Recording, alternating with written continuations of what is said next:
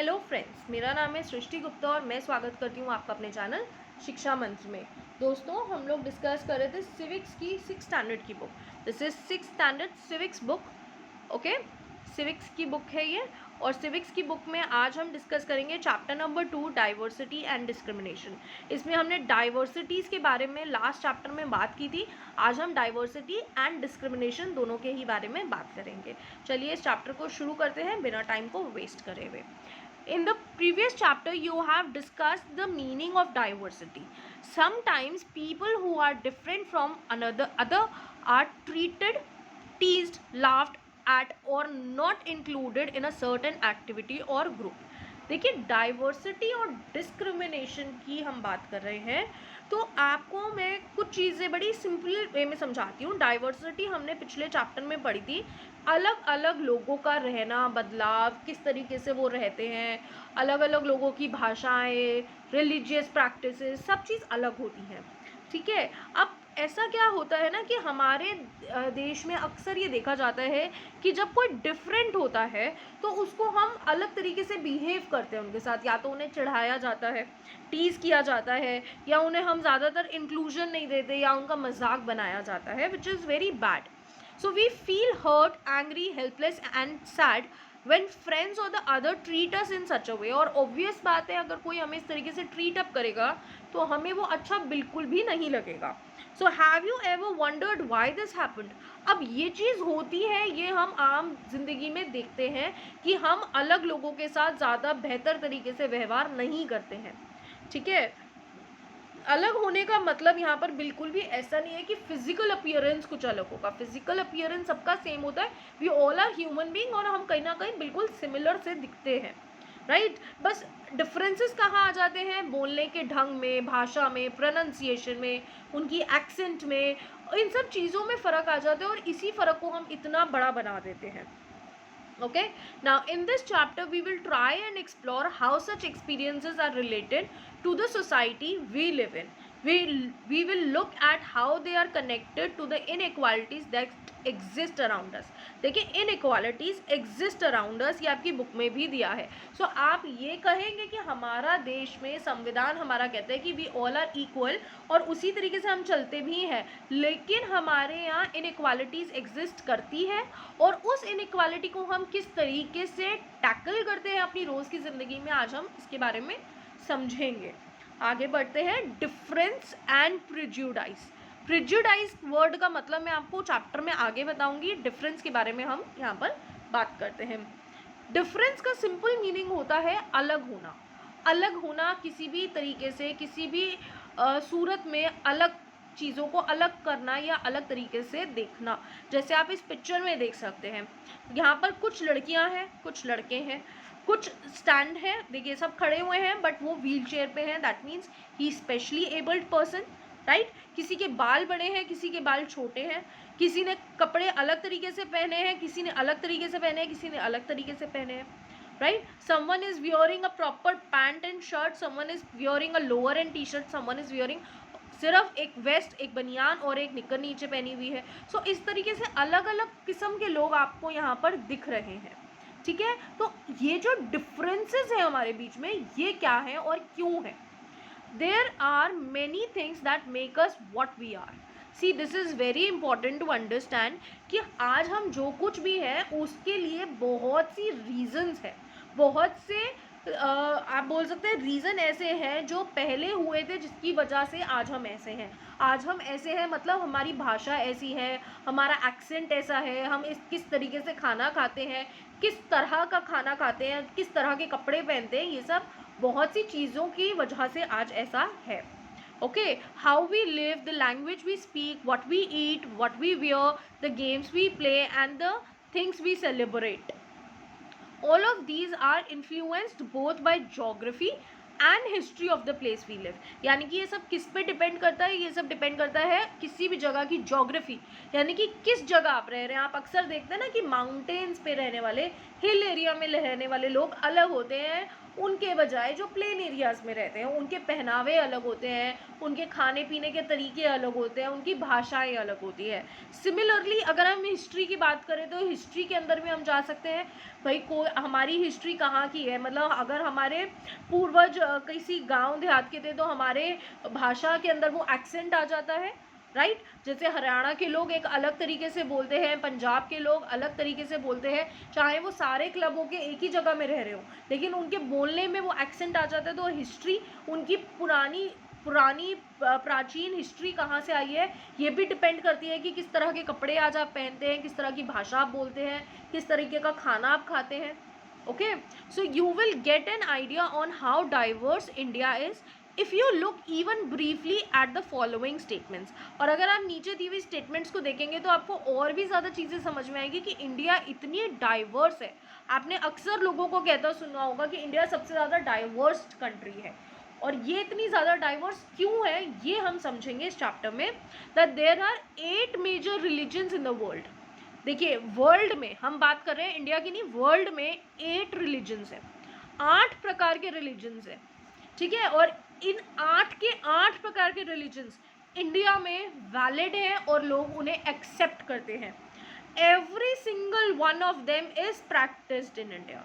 अब आप सोच के देखिए कि एक इंडिया के अंदर 8 प्रकार के तो रिलीजन्स हैं। We have more than 1600 languages. कितनी तरह की लैंग्वेजेस हैं इंडिया में? 1600 लैंग्वेजेस हैं इंडिया के अंदर जो लोगों की मदर टंग है, ठीक है। And there are more than 100 dance forms. 100 से भी ज़्यादा डांस फॉर्म्स इंडिया के अंदर मौजूद है।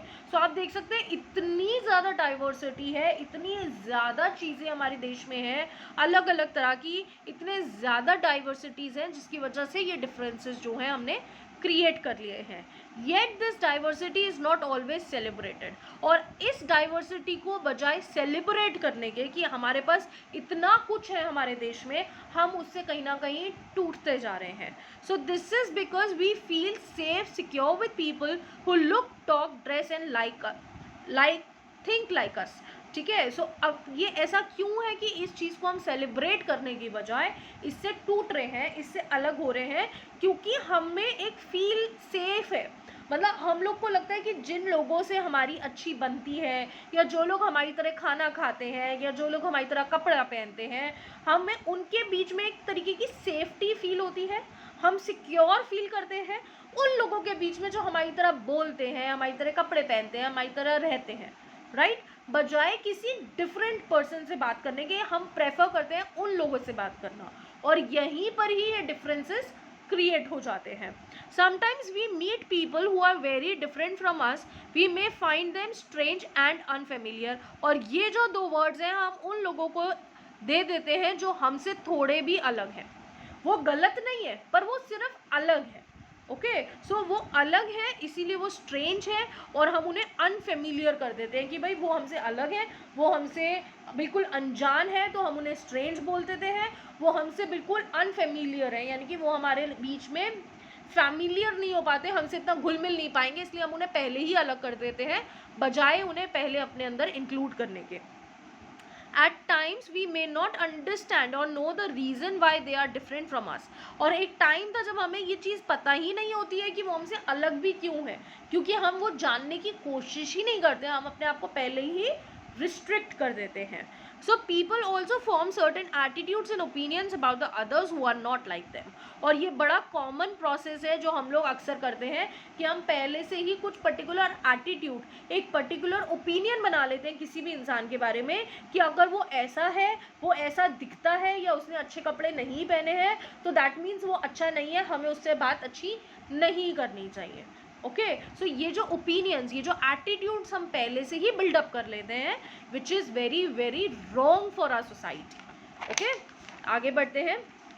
कम to the next page of your book. Here we are talking about some of these statements. See, villagers are ignored and see people in cities are money minded and lazy. See, यहाँ का startup करने से पहले I would like कि आप पहले ये वाला पूरा बॉक्स प्रेजुडाइज के बारे में पढ़ें। नाउ अब मैंने आपको डाइवर्सिटीज़ बताई, डिफरेंसेस बताए, अब हम बात करेंगे प्रेजुडाइज के बारे में। What does this word mean? and how this word is very very common in our society. We are not just understanding this word. prejudice एक ऐसा word है जो सिर्फ हमने समझा नहीं है, एक मतलब नहीं समझा है शब्द का, हम उसे बहुत ज़्यादा अपनी सोसाइटी में यूज़ भी करते हैं, मतलब इतना ज़्यादा हम अपनी सोसाइटी में से यूज़ करते हैं जिसकी वजह से बहुत ज़्यादा डिफरेंसेस आज क्रिएट हो चुके हैं. Okay, now look at the statements below that you believe to be true about the rural and urban life in India. Track, tick mark those that you agree with. अब यहाँ पर नीचे कुछ statements दी हुई हैं रूरल पीपल और urban people के बारे में. इन स्टेटमेंट्स को आपने पढ़ना है और उन स्टेटमेंट्स को आपने टिक करना है जिनमें आप बिलीव करते हैं. Okay, so the first one is more than 50% of Indians live in villages. ये रूरल एरिया की बात कर रहे हैं, रूरल यानी कि विलेजेस की हम बात कर रहे हैं. हम किसकी बात कर रहे हैं? हम बात कर रहे हैं विलेजेस की, गाँव की बात कर रहे हैं हम. तो हम कुछ लोगों का मानना है कि दुनिया में, इंडिया में सब 50% लोग, आधे से ज़्यादा जनसंख्या ऐसी है जो कि गाँव में रहती है. Do you believe in this? People in villages do not like to use modern technology. यहाँ पर एक स्टेटमेंट और दिया है कि पीपल इन विलेजेस यानी कि गाँव के लोग मॉडर्न टेक्नोलॉजी को इस्तेमाल करना पसंद नहीं करते हैं, और ऐसा बिल्कुल भी नहीं होता है. This is a wrong statement, क्योंकि आज पहले के टाइम में गांव के अंदर सिर्फ और सिर्फ हैंडपम्प होते थे. आज वहाँ पर प्रॉपर मोटर्स होती हैं, थ्रेशर्स होते हैं, हार्वेस्टर्स होते हैं. सो ऐसा नहीं है वो यूज़ करना पसंद नहीं करते. द पॉइंट इज़ कि वो अपने एक्सेस के अकॉर्डिंगली, अपनी सुख सुविधा के हिसाब से उनको इस्तेमाल करते हैं. ज़बरदस्ती वो मॉडर्न टेक्नोलॉजीज़ का यूज़ नहीं करते हैं. Now, in peak harvesting and plantation season, families spend 12 to 14 hours working in the field. अब ये भी एक स्टेटमेंट है कि हार्वेस्टिंग के टाइम में को हर एक फैमिली कम से कम 12 से 14 घंटा अपने खेतों पे बिताती है हार्वेस्टिंग करने के लिए. ये कुछ जगह में सही भी हो सकता है, कुछ जगह में गलत भी हो सकता है, राइट. जिनके पास मॉडर्न टेक्नोलॉजीज़ है, जिन्हें वो अफोर्ड कर सकते हैं, उनके लिए वो सही है कि भाई वो लोग नहीं जाते हैं, वो लोग अपना काम खुद कर लेते हैं. और उन लोगों के लिए ये बात गलत भी है जिनके पास मॉडर्न टेक्नोलॉजीज़ नहीं है, उन्हें करना भी पड़ता है. Now villages are forced to migrate to cities in search of work. ये भी बात आप कई जगहों पे सही भी कह सकते हैं, गलत भी कह सकते हैं, क्योंकि विलेजेस में हमने अक्सर देखा है कि वहाँ के लोगों को माइग्रेट करना पड़ता है, क्योंकि वहाँ पे वर्क, काम की बहुत कमी होती है, तो लोग सिटीज़ में आते हैं काम ढूंढने के लिए, राइट. लेकिन इन सब बेसिस पे हम उन सबको जज नहीं कर सकते. हम उसकी स्टोरी जाने बिना हम किसी को जज नहीं कर सकते कि वो सिटीज़ में आया तो उसका मतलब, कोई गांव का आदमी अगर सिटी में आया तो उसका मतलब ये नहीं है कि वो सिर्फ काम के लिए ही आया और उसके पास खाने के लिए रोटी नहीं है. ऐसा ज़रूरी नहीं है. कुछ लोग सिर्फ शौक के लिए भी आते हैं, कुछ लोग मॉडर्न टेक्नोलॉजी के लिए आते हैं, कुछ लोग यहाँ मॉडर्न सिटीज़ में आते हैं, नई टेक्नोलॉजी सीखते हैं और अपने गांव जाके उसके लिए, अपने ही लोगों के लिए और बेहतरीन काम करने की कोशिश करते हैं. तो आप सिर्फ इन सब स्टेटमेंट के बेसिस पे आप पूरे गांव को जज नहीं कर सकते हैं. Okay, then comes to the urban people. The life in the city is easy, people here are spoiled and lazy. अब देखिए शहर के लोगों के बारे में क्या स्टेटमेंट दी हुई है कि यहाँ पर लाइफ जो है वो ईजी होती है और लोग यहाँ पे स्पॉइल्ड यानी कि ख़राब और आलसी होते हैं. क्या ये सच है? ये बिल्कुल भी सच नहीं है भाई. बहुत लोग ऐसे हैं जो इजी लाइफ नहीं जी रहे हैं, सिटीज़ में रहते हुए भी बहुत मुश्किल लाइफ जीते हैं, बहुत हार्ड वर्क करते हैं, और ज़रूरी नहीं कि वो ख़राब हों या वो लेज़ी हों, ऐसा तो बिल्कुल नहीं है. यहाँ पे लोग बहुत हार्ड वर्किंग होते हैं, they work really very hard. 8-8 10-10 घंटे ऑफिस में बिताते हैं और काम करते हैं. In cities family spend very little time with each other. अभी आप कुछ चीज़ों में येस भी कह सकते हो, कुछ चीज़ों में रॉन्ग भी कह सकते हैं. भाई कुछ फैमिलीज़ ऐसी हैं जहाँ पर उनको अपनी लाइवलीहुड के लिए कमाना पड़ता है, तो वो अपने बच्चों को ज़्यादा टाइम नहीं दे सकते क्योंकि उनके पास ऑप्शन ही नहीं है. और कुछ लोग ऐसे हैं जो अपनी अच्छी सुख सुविधा में जी रहे हैं और अपने बच्चों को बहुत समय देते हैं, इसीलिए वो अपने बच्चों के लिए बहुत कुछ करते हैं, उनके फ्यूचर्स में बहुत ज़्यादा डेवलपमेंट भी क्रिएट कर देते हैं. So people in city only care about money and not about people. अब ये भी आप कुछ केसेस में सही नहीं कह सकते, कुछ केसेस में सही कह सकते हैं. कुछ लोग मनी माइंडेड होते हैं, कुछ लोग मनी माइंडेड नहीं होते हैं. Living in the city is expensive. A large part of people earning is spent on rent and transportation. अब सिटीज़ में रहना बहुत महंगा होता है क्योंकि आधे से ज़्यादा पैसा आपका रेंट और ट्रांसपोर्ट में जाता है. ये भी कुछ चीज़ों में सही है और गलत है, पर इन सब स्टेटमेंट्स के बेसिस पे आप सारे लोगों को जज कर सकते हैं, ऐसा नहीं है.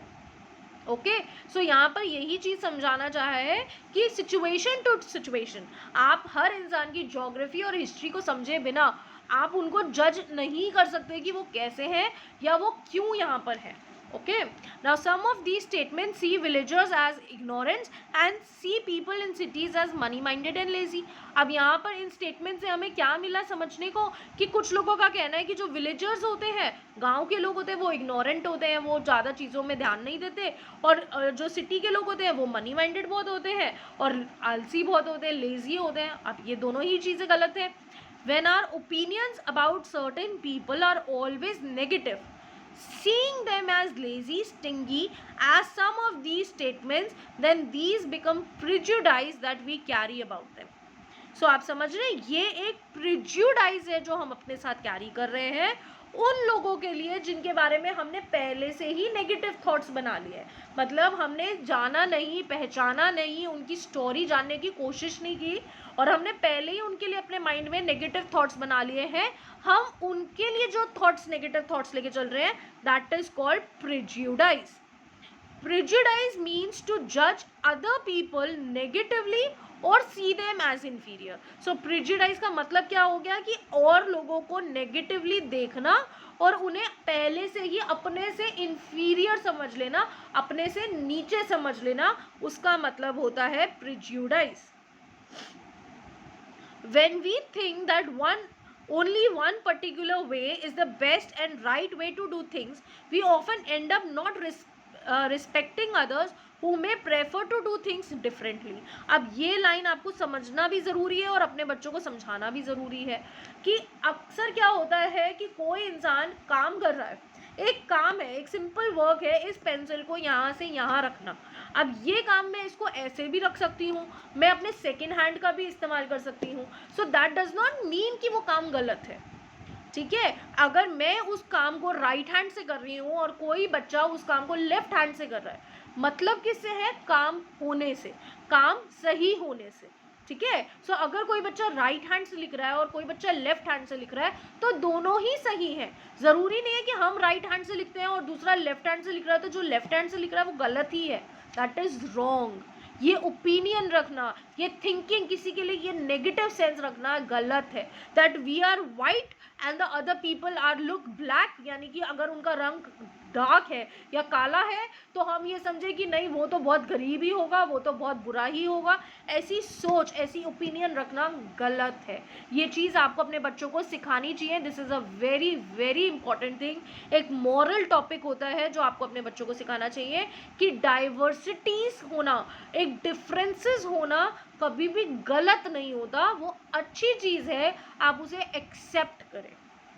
Okay, unless and until it is not harming. मैं आपसे ये नहीं कहूँगी कि भाई मैंने तो किसी का मर्डर नहीं किया बट सामने वाले ने किसी का मर्डर कर दिया तो let's make the friends. No, I am not saying that. I am saying कि किसी ऐसी चीज़ पे ओपिनियन बनाना जो वैलिड रीज़न ही नहीं है किसी के लिए डिफरेंस होने का, उसके ऊपर अगर किसी को आप डाइवर्सिफाई करते हैं, दैट इज़ रॉन्ग.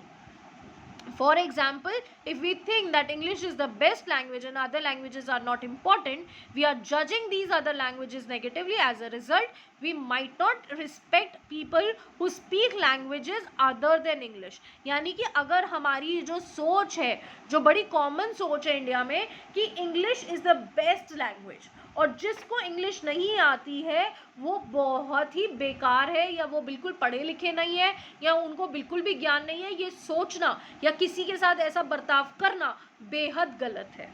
ठीक है, इससे हम क्या कर रहे हैं? इससे हम उन अदर लैंग्वेजेस की ना तो रिस्पेक्ट कर रहे हैं और ना ही उन लोगों की रिस्पेक्ट कर रहे हैं जो इंग्लिश के सिवा दूसरी लैंग्वेजेस को बोला करते हैं, इस्तेमाल किया करते हैं, which is very very very wrong.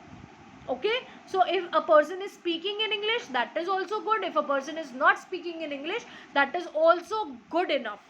सिर्फ इंग्लिश का आ जाना ही इम्पॉर्टेंट नहीं है. We can be prejudiced about many things. अब हम प्रिजुडाइज बहुत सी चीज़ों के लिए हो सकते हैं, सिर्फ एक ही चीज़ के लिए प्रिजुडाइज हो ऐसा ज़रूरी नहीं है. जैसे कि पीपल्स रिलीजियस बिलीफ, लोगों के बिलीफ होते हैं, आप पहले बोलेंगे हम हिंदू हैं, हम मुस्लिम हैं, हम सिख हैं, फिर आप हिंदू धर्म में घुस जाएं, हम तो गणेश जी के भक्त हैं, हम तो शिव जी के भक्त हैं, हम तो इसके भक्त हैं। ऐसा नहीं होता, इतना डाइवर्सिफिकेशन करने की ज़रूरत नहीं होती है। और अगर आप कर रहे हैं और उसके बेसिस पे आप किसी को डिस्क्रिमिनेट कर रहे हैं, अगर आप किसी को उसके बेसिस पे दबा रहे हैं या इंफीरियर प्रूफ कर रहे हैं, वो गलत है। The colour of their skin, अब स्किन का क्या कलर है, कोई बहुत गोरा है, कोई बहुत काला है, तो इसके बेसिस पे अगर आप किसी को जज कर रहे हैं, that is very wrong. Religion they come from, कौन से रिलीजन से वो आए हैं उससे क्या फर्क पड़ता है, they all are human beings. The accent they speak in, अब कौन से एक्सेंट में वो बात कर रहे हैं, यानी कि कुछ लोग इम्पोर्टेंट बोलते हैं, कुछ लोग इम्पोर्टेंट बोलते हैं। अब इम्पोर्टेंट बोला है, that doesn't mean that it is a different word, they mean the same thing ना। अगर किसी का एक्सेंट अलग है तो आप उसके लिए उनका मजाक नहीं बना सकते हैं, वो गलत है। Often our prejudice about others are so strong that we do not want to form friendship with them. और कभी कभी हम अपने prejudice को, अपने इन नेगेटिव ओपिनियंस को इतना स्ट्रॉन्ग कर देते हैं कि हम उन लोगों से दोस्ती करना भी पसंद नहीं करते, which is again a wrong deed to do. ये बहुत गलत हो जाता है कि हम उन लोगों को इतना कट ऑफ कर देते हैं अपनी सोसाइटी से कि हम उनसे दोस्ती करना भी पसंद नहीं करते। At times we may even act in ways that hurt them, और एंड रिजल्ट क्या होता है इसका, that we hurt them। हम क्या करते हैं, उनका दिल दुखा देते हैं, उन्हें हम दुख दे देते हैं कि वो अलग है, जिसमें उनके अलग होने का कोई रीज़न नहीं है, उनके अलग होने से कोई फ़र्क नहीं पड़ता। ओके, सो आई होप आपको ये पूरा यहाँ तक जितना मैंने पढ़ाया है आपको समझ में आया होगा। आप प्लीज़ अपने बच्चों को भी ये चीज़ें समझाएं, पढ़ाएं, which is a very very important thing to understand. Okay, हम लोग नेक्स्ट वीडियो में मिलेंगे जहाँ पर हम इस चैप्टर को आगे डिस्कस करेंगे। Till then, thank you.